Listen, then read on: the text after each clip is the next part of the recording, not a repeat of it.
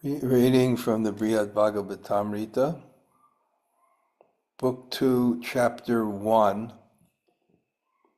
Text 10. Om Namo Bhagavate Vasudevaya. Om Namo Bhagavate Vasudevaya. Om Namo Bhagavate Vasudevaya. Śrīmad Uttarā kāmināṁ puṇya-kartด๊ṇāṁ trai-lokyaṁ gṛhiṇāṁ padam agṛhāṇāṁ tasyordhvaṁ sthitaṁ loka-catuṣṭayam. Śrīmatī Uttarā said, by performing auspicious duties, householders with material desires can achieve the 3 celestial worlds, and persons who have renounced their homes can reach the 4 worlds, still beyond those. Purport: Uttara has some doubts about the identity of the personal abode of Sri Gopinath, but she does understand that devotees whose love is focused on Gopinath's lotus feet deserve to be elevated to the most excellent destination, a place better than all others. To express this understanding to her son and properly establish the context for inquiry, she speaks 11 verses, text 10 through 20, describing the various destinations of different grades of progressive souls. First, she mentions the destination of persons involved in material work, who are divided into 2 categories, the attached and unattached. So I'll continue reading this purport, but I'll speak a little bit first.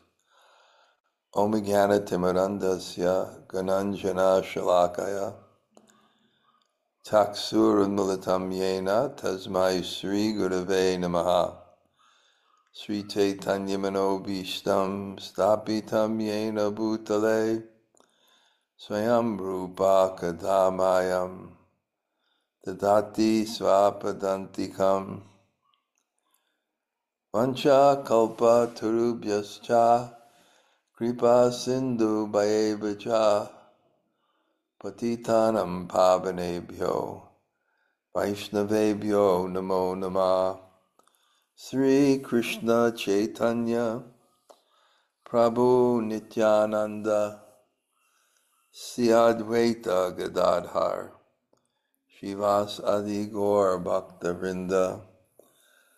Hare Krishna Krishna Krishna Hare Hare Hare Rama Rama Rama Hare Hare. So greetings from Govardhan.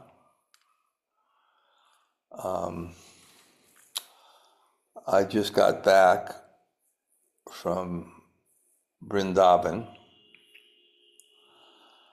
So you can see I'm uncharacteristically a little bit fatigued, so maybe the class will end early. I'll just explain what I did today and a little bit interesting.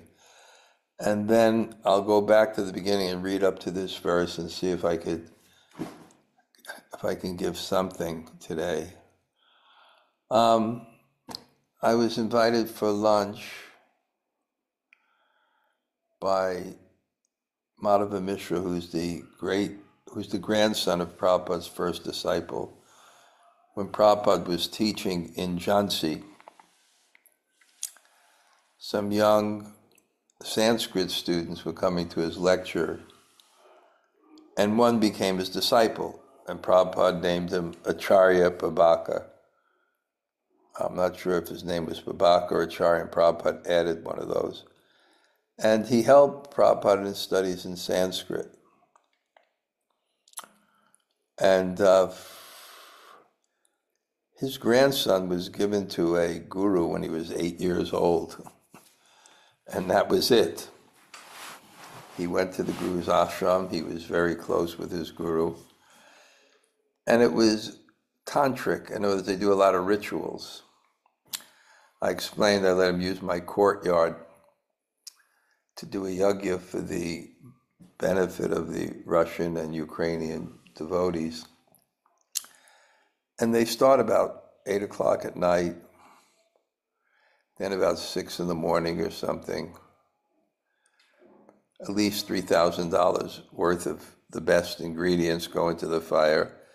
And I literally saw that the fire, the cinders of the fire lasted another, I think at 12 or 24 hours. It was quite amazing. And it's interesting because his guru told him after he leaves he should travel, but he was in the ashram his whole life, so he's not really, in many ways, socially that aware. But he has, I would say, particular affection for me. He asked me to come during Kartik, but Kartik means Niyama Seva. Niyama Seva means you do the same thing every day. It's very, very powerful. In fact, I saw as soon as Kartik ended, I'm trying to keep up my Namvrata, but you don't have those vows, that obligation, that regulation. I'm keeping it up mostly, so I can actually see the power of taking the choice of your activities and time out of your mind into your intelligence. I vow. Very, very powerful. Anyway, I mean, it was particular affection. He woke up at 4 in the morning and he cooked all day for me. And that's probably one of the reasons why I'm so exhausted. He is a good cook and he uses the best ingredients, and it was quite heavy. And then after that, I went to my room in Vrindavan, so fortunate to have it. I'm letting Bṛhad-bhāgavatāmṛta use it now, so she wanted to visit Vrindavan. But I met the Iranians. It was actually, I took them to Radha Kund the other day. It's too crowded to go get to my place by car. Today was also still packed. But from Ekadasi to Purnima, it's just insanely crowded. But it's with such a spirit of devotion. And they're kind of quite intelligent. They put barriers all up. You can't get that close to the place.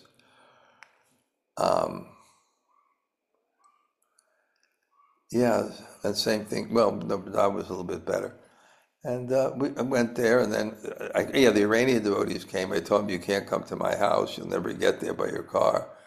I met him at the Manipur Mandir, Srila Dhanurdhara, beautiful, right by Radha Kund. And first thing, we just had a rip-roaring Iranian enthusiasm, because they have no deities in their country, so the holy name becomes their deity. And then we sat in Srila Dhanurdhara's room and had katha.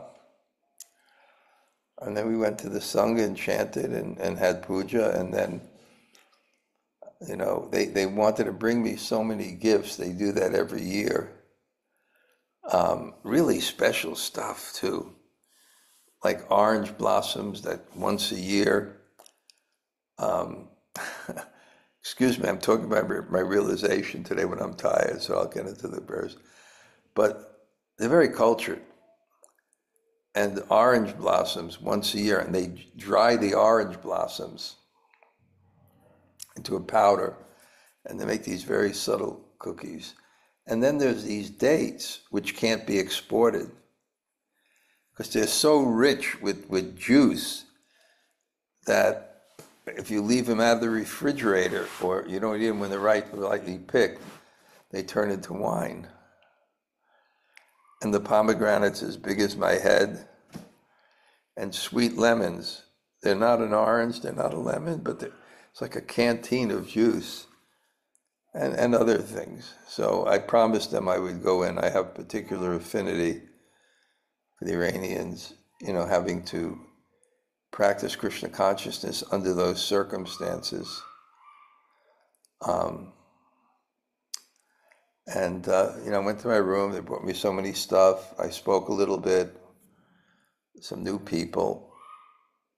Yeah, and then came back here for the class. So I think one thing I'll do is, this verse 10, I have some inspiration. But let's go to 1 and just read the verses and see where we're going. Sri Janamejaya said, "Truly my father gleaned the essential meaning of all eternal scriptures." His father, Maharaj Bṛhad. "And with great love for Krishna, he revealed to his mother that rare confidential truth, tasmin parama antim, the topmost, the end of the topmost, that was revealed." And we've gone through that revelation. I guess it's no harm just discussing it again, that revelation, to help us understand. We've all been together on this, that whole drama pointing to the topmost thing being the love of the gopis. Although probably there's no formal ranking. But in terms of intimacy, freedom, sometimes Prabhupada uses the word. Of course, in intimate relationship, there's no distance, obligation, duty, fear. The love just comes out, and it doesn't have to be channeled into respect, obligation, distance, to suit an object of love that's superior. So the maximum freedom, without any guardrails to the expression of heart fully, that's love of the gopis, swabhakti swayam, what Chaitanya Mahaprabhu came to give. So we heard that, and I think this is a faithful audience. You've all been with me. Remember it. Remember what it pointed to. And that's the essence. Vedaischa sarveham eva vedyo vedanta vid veda vid eva. Of all the Vedas, I am to be known. Rasa vai saha. And what is the highest truth? He is Rasa vai. He is that love. Akila Rasamrita Murti, the full embodiment of love and devotion. God with his God down. His personality not covered by position. It's a flavor of love that God wants. And what Chaitanya Mahaprabhu was giving. So now we've gone back to Janamejaya, who's being instructed on the Kila of the intimate Mahabharata.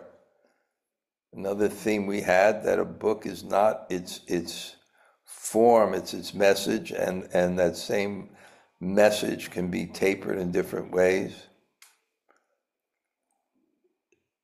So Parikshit is speaking to his mother, and Janamejaya is telling that story, because this story is going to bring out that point that we've been studying. O best of sages, I cannot drink enough of this nectarian ocean of the Śrīmad-bhāgavatāmṛta. Its fragrance enhanced by contact with your lotus feet. Vayam natu vitriptatma uttama shloka vartate yatshrinvatam rasagyanam. You never can become tired. You want more. So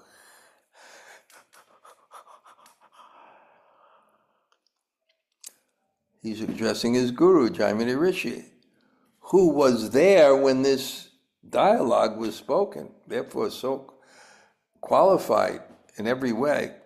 I cannot drink enough of this. And it's enhanced by your realizations and your presentation and your love. I always tell that story. It's kind of when Prabhupada was in, you heard this story before if you've been with me, but it's worth repeating when it's proper for the context. But there was, when Prabhupada was in Mumbai, he actually had older Indian men that became his faithful disciples. And it was more like a Leela of Prabhupada. Because actually even Vrindavan with the disciples was more reverent. So Prabhupada's Prabhupada Leela was more spontaneous. And I met some of these people, Kartikeya Mahadev, Mr. Seti. I love that. I heard that Mr. Seti tell the story. When Mr. Nair, the court case was Monday, our court case was based that we had a temple on the land. Mr. Nair came with his gundis, his thugs, who wanted to cheat us out of the land, and they ripped down the temple structure. And Giriraj Swami went to P.L. Seti, who was a Kshatriya, in his house. I went to his house once. It's called Vrindavan, his house. And he had a construction company. He said, okay, we'll build the structure again. And Giriraj said, what if they come again? And Mr. Seti said to his son, Bridge, get my gun. And he told Giriraj Swami, the first man over that line is a dead man. And then this Mr. Seti, who was older, he sat in front of the Juhu land in a chair with his gun. So there was one of these Leela personalities named Manmohan, a Marwari businessman who was the most Prabhupada Nuga person I ever met. And I was taking one of my initial prikrams. I forgot even who was there. I remember Danya, if you remember, Danya was there, a few other people. And we were going to into the Jaipur Mandir. And the wall of Jaipur Mandir has houses, and I guess this Mohan had a house there too, besides Mamba. And he saw us, he came out, and he's come into my house. We came into his living room. Practically he was standing on the table saying that Prabhupada, Prabhupada was greater. It's not Siddhanta, it's Rasa, but it's very sweet. He said Prabhupada was greater than Lord Chaitanya. He said because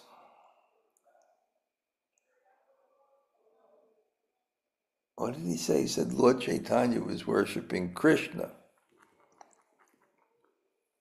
He said, Lord, that's one. Prabhupada was worshiping Lord Chaitanya and Krishna. That's two. Two is greater than one.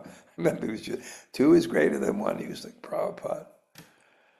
Another example of Rasa better than Tattva. Garga Muni, and he wrote a book called Garga Muni. Prabhupada said Garga Muni means Garga Money. And, he wasn't very philosophical or, sadhaka so much. And, but he retired to Vrindavan. And he was such a good business mind that I saw he practically became the guru of the shopkeepers for business. He told them so many ways that they still do now that they make more money. So I used to always show him respect. He had a little affection for me. And then he was talking to me one day. And he looked at me. He said, in New Vrindavan, they claimed Prabhupada was God, and Prabhupada felt that was Mayavadi philosophy. He kicked him, Gargamuni, Vishnu, John, and Subal, kicked them out of ISKCON. He thought it was so insidious. He thought they were contaminated in some way. He just told them to take sannyasis, just go and preach on your own. So Gargamuni told me, he said, he said that this is also rasa over tattva. In other words, the feeling trumps the feeling trumps the fact. He said,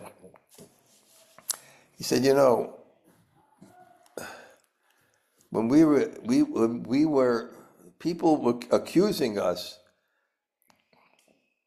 of preaching that Prabhupada was equal to God. He said, we weren't preaching that Prabhupada was equal to God. He said, we were preaching that Prabhupada was better than God. He says, isn't that our philosophy? He said, you think when Prabhupada was on the Jaladuta, to save us, Krishna could care as Prabhupada. I mean, it was such a Prabhupada bhav. But anyway, here in this verse, you can see I'm a little bit. But in this verse, you see it's she can't drink enough. Janamajai can't drink enough. That metaphor of drinking, how pleasurable it is. You can't drink enough of it, enhanced by the lotus mouth of his guru. Realization, you take that sweetness of Krishna-katha, and the sweetness opens the heart. You can put philosophical conclusions in there, but the sweetness is also enhanced by the own heart of the person who's speaking it. Therefore, O learned one, he's speaking to his group, please tell me what other nectarian topics were discussed by the mother and son, who were greedy to enjoy the taste of Krishna's lotus feet. So he's so eager, Janamejaya. Tell me, to Jaimini Rishi at the very beginning of Bṛhad-bhāgavatāmṛta, what else was discussed? Because these people are so greedy. Maharaj Parikshit at the end of life heard the whole Bhagavatam, and he was just completely fixed in Krishna. And then his mother came.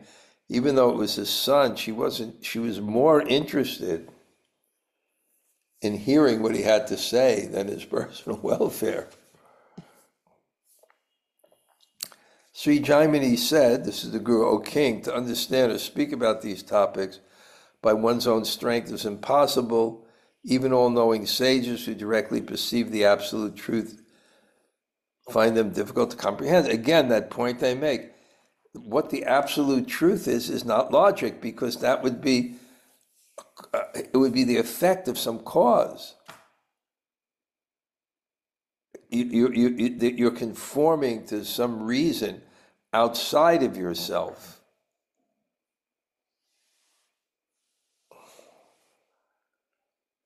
If God was, his absolute nature was defined just by reason and logic. I told you, can God be blue? He can be anything he wants. It just has to be revealed. So he said to sometimes understand or speak these topics by one's own strength is not easy. Even great gyanis don't fully get it sometimes.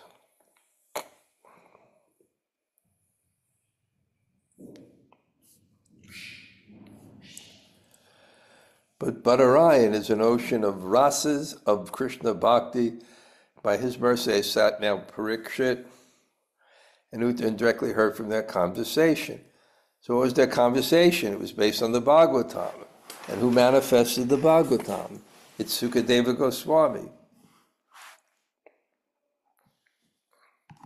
So even though it's so difficult to comprehend, somehow or other, I was sitting there and I heard It's an ocean of rasas of Krishna bhakti.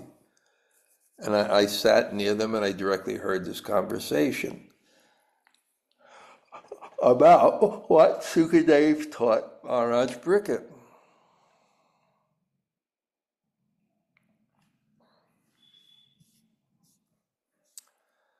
The Vedas say that to a loyal disciple one may speak even the most confidential secret. Therefore, most fortunate one, now please hear the glories of Goloka. Because much of the truth is beyond our understanding. So, to take the effort to comprehend will require some faith in the person who is presenting it, which will enable and your faith in him, and that faith of that person in the student, that he'll have enough regard for the teacher's authority that even though something may be a little bit difficult to comprehend, they won't reject it. They'll say, I don't understand, and then they'll try to understand it.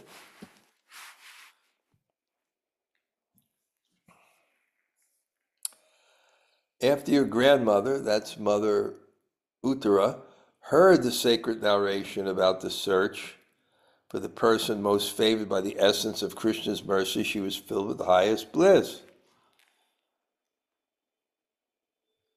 She was getting the tattva, the science of Krishna-katha. She's getting the rasa, the feeling of Krishna consciousness. These two things go on in the Bhagavatam. So she was very, very excited about it.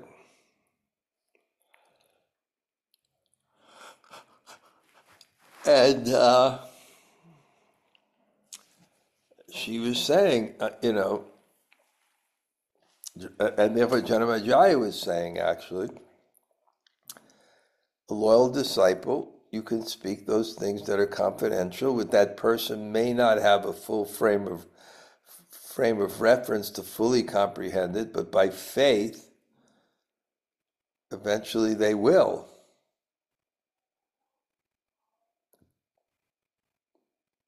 So then Jaimini Rishi says, because he's the narrator of all these books,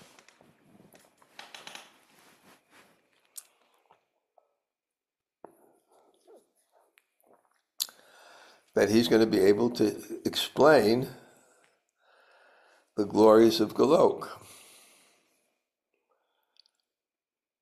And she was filled with the highest bliss. Exceptional devotion to the lotus feet of the Lord, the lover of the gopis, has a special fruit. A special fruit, because it's raganuga bhakti. It's spontaneous bhakti. It's a little bit more forceful than reverential bhakti. And Uttara was eager to hear about it and about the place where it's enjoyed. I listened to a tape of Prabhupada this morning. I don't do enough of it, but I was setting up my puja, my deity seva, and Prabhupada was saying, what is it? He quoted one Upanishads, Nityo Nityanam Chaitanas Chaitananam Eko Bahunam Yo Vidadati Kama. There's one supreme eternal, and then there are many eternals. There's one supreme living force, then there's many living forces. The one tries to satisfy the many.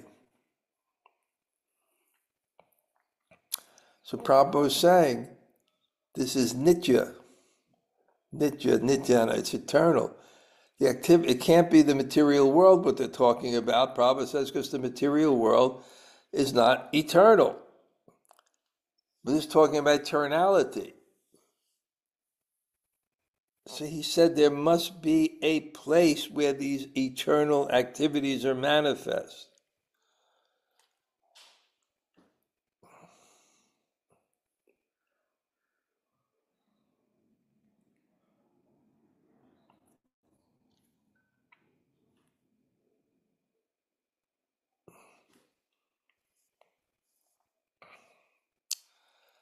Śrīmatī Uttarā said,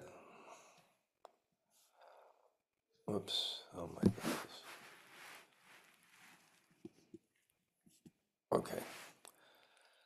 Okay, now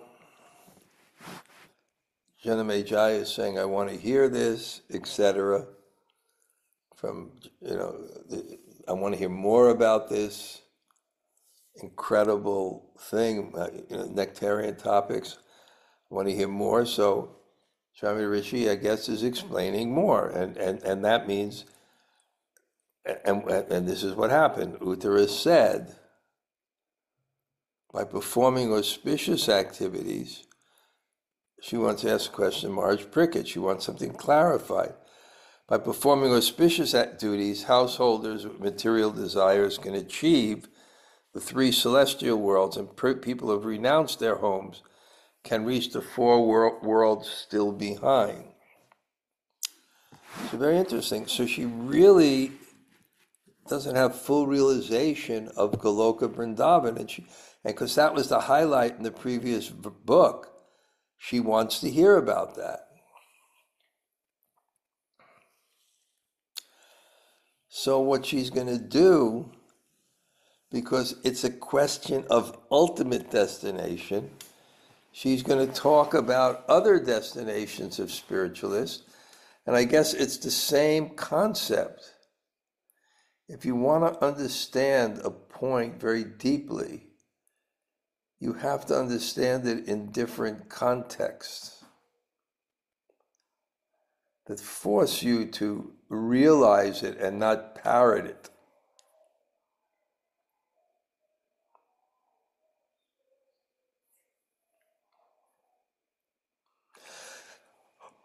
Oh, I got this far. Okay.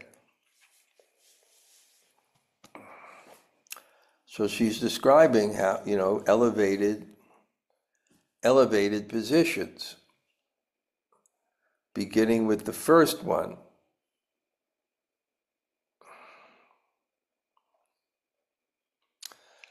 So Uttara didn't really fully understand the identity of the personal abode, but she appreciated the devotees who had this aspiration to attend this place, which was better than everything else.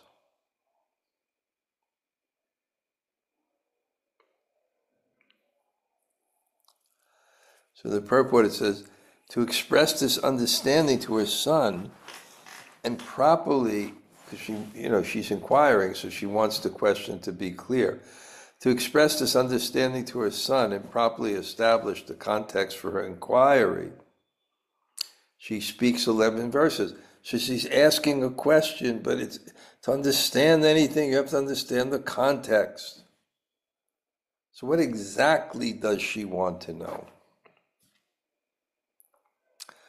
Well, it appears she wants to know the glory of Goloka Vrindavan, but she wants to review first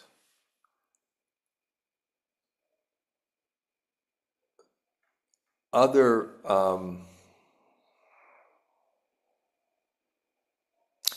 starting to fall asleep in my head now. Okay.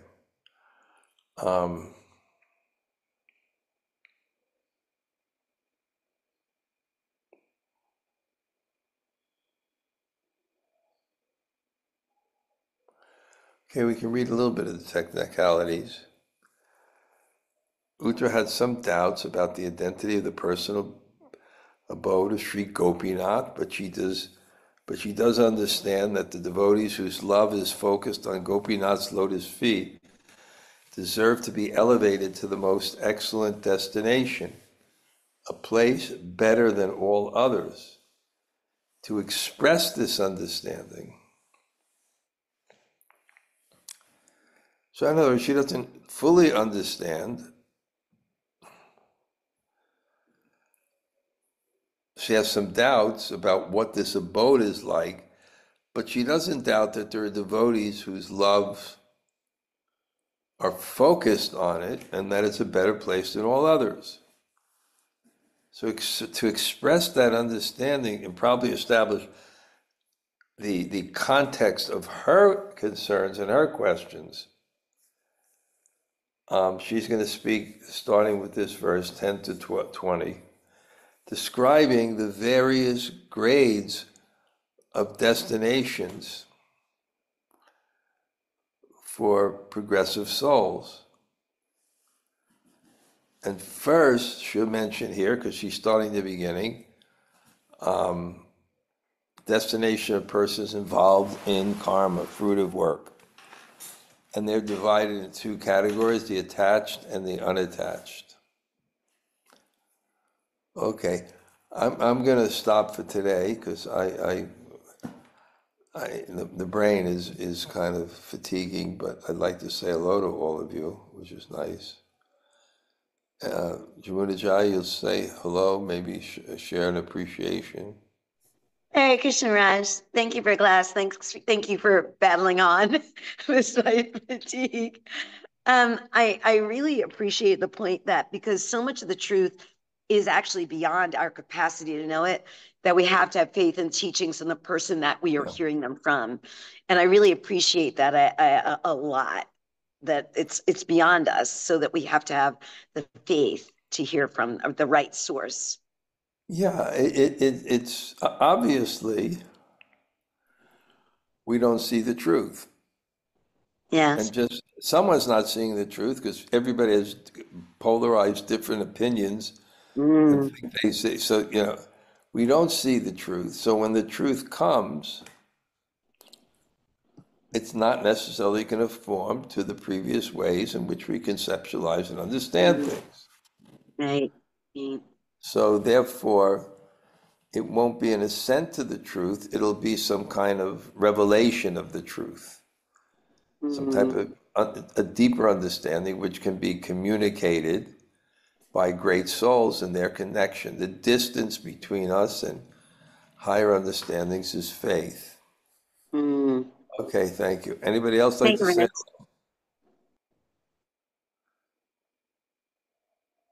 Hi, Krishna Maharaj. Gail here. Yeah, I I like the point that you often make that, today the way you put it is that, you have to understand something, you have to understand things in different contexts for the realization to really be sharp. Otherwise, you'll just parrot it. And the analogy that you normally make is that, you sharpen the pencil by, shaving it from various sides. Right, right. So I really appreciate that. Yeah. I had another great thought. It just came and went. Okay, it was going to be a mind-blowing point. It'll come back some other time. Anybody else like to say hello before I go? Hare Krishna Garaj, it's Lal Govinda. And Bṛhad, thank you for class. Hey. Well, I can't even remember where I was today, but gṛhiṇāṁ was great. Kartik, you there, Bṛhad, walking around. Yeah. It's right. It builds up, because it's spiritual activities everybody's engaged in. Yeah. Regular activities, so it creates such a spiritual atmosphere. It's amazing. Yeah. Yeah. Okay. It's even contagious when you come back, I still feel it even though I'm here. So it's been great. Yeah, I have this thing that maybe I'm going to stay a little longer now and switch things around. I'd have to, because what's going to happen, I'm not sure. If it is, I'll inform people within a week.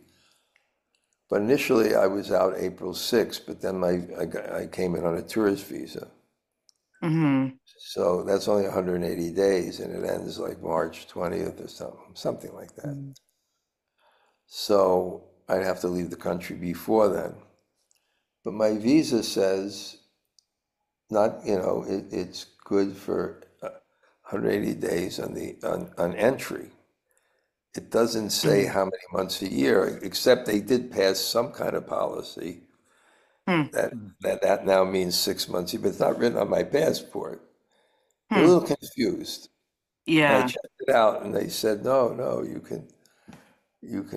So I'll see. Maybe I fly up there. Of course, what's happening is at Rupanuga Seva Kunj, they're installing, they got these deities of the six Goswamis and Wow. these six coutiers in this forest. I was there, we initially planted like 10,000 trees or something, and Shaman, it's beautiful. And Pundarik Goswami, he was giving Bhagavatam lectures when he was 7 years old, like Krishna-katha. And his father was a great, Brahmin scholar, and his grandfather was very famous. And so he came down to see the property. It's really mind-blowing. And he said, we got to learn from you guys how to do these things. I don't know what it is. We goof up in so many ways, but no one else can make projects like we make. I mean, of course, you got Swami Narayana, that's like one temple. I mean, it's just like, so he was just blown away. It's really impressive. So what he said is he's going to get the descendants of all the original pujaris of the Goswamis and their whole families to come for an event of the opening. Oh, wow. Wow. And Rupa Goswami will be worshipped by people in line from Rupa Goswami and Sanatana Goswami. Oh, man. Sanatana Wow. Goswami and them. Plus, they'll also have, of course, I haven't decided yet. I'll have to decide in a few days. I'll switch my schedule. It's still time. But they'll also have another, the person he's actually staying next to me, and his wife. They're huge preachers, and they bring so many people. And I'm probably one of the main teachers. So it's great. I give class to 150 people and things like that. So they're having another group. So maybe, I don't know. I have to decide. The Mukunda Murari is doing that? Mukunda. Yeah. So that's coming up. When is that Six Goswami opening? That's at the end of March. Oh, wow. Uh-huh. If I did that, I'd have to leave the country and come back. But I'm not sure yet. What if you just go to Dubai? You can go to Dubai and then come. You could probably enter Dubai and then just come back, no? There's so many places I can. Maybe I can go to the 7-star hotel. Sannyas. Yukta Vairagya. What's the Yukta Vairagya in that? Showing people how to live in the right. We can go to Nepal, meet Raghunath in Nepal and go trekking and then come back. This joke is only for Roger. No one else will understand it. They have 6 coutiers and 1 coutier for Jake LaMotta. Only you'll understand that. It's like only you have the frame of reference to understand. No one knows what does that mean. But it has a lot of significance, Steve. You could see I should end the class now because, okay, anyone else like to say hello before I conk out? Hare Krishna Guru Maharaj, Toto Gopinath here. Okay, Haribo. Sounds like you had a great day, Haribo. Well, he cooked so heavy. It was good. With only the purest ingredients. Of course. He's so intriguing. Yeah. Okay. Anybody else? Okay. Hey, Maharaj, thank you for class, Yvette. Where are you, Yvette? In Philadelphia. You heard of W.C. Fields, the famous comedian? Yes, Maharaj. Well, he was born in Philadelphia, died in Washington, D.C., and on his tombstone, they opened up the will, what he wanted written. It was, at least it wasn't Philadelphia. Okay. Well, we'll see you. We'll see you in India soon too. Yes, looking forward to it. Okay. You've never seen my ashram here, right? No, never been to Vrindavan. What? Oh, that's right. Boy, you're only here a few days. You got to do a lot. Yeah, I'm ready. Well, I don't know how much you can do. There's 12 forests. There's 500 villages of Krishna's pastimes and 350 deities. Okay. So you go, rather than go horizontal, better parikrams go vertical. They go deep. Okay. I have a 5-year visa, so I'll be back, I'm sure. Okay. I got a 10-year one. Okay. Anybody else say hello? Hare Krishna Maharaj. Thank you for class. Wow, you got some nice plant there, right? What is that? This is from your Vyasa Puja 2 years ago. I'm taking care of it. Whoa, okay. That's nice. I love this plant. Oh, well, that's nice. Thank you. Okay. Anybody else say hello? Hare Krishna Maharaj, this is Krishna-katha. Thank you so much for the class. So glad to see you. Hi, Haribo. Thank you. Anybody else say hello? Okay, I'm going to. Hare Krishna, Gurudev. Hare Krishna. Amala Haribo from Tel Aviv, right? Near Tel Aviv. Okay. Okay, Haribo. I'm going to head out now. Thank you all. Vanchakalpa.